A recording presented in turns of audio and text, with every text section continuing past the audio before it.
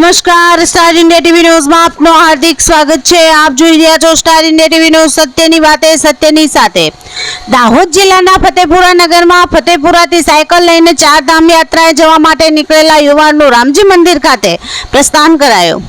ફતેપુરા નગરમાં એપીએમસીની સામે રહેતા દીપકભાઈ બરજોડનો પુત્ર સાયકલ લઈને ચારધામની યાત્રા જવા માટે નીકળ્યો હતો, ત્યારે ફતેપુરા રામજી મંદિર ખાતે તેનું ભવ્ય સ્વાગત કરી પ્રસ્થાન કરાવ્યું હતું।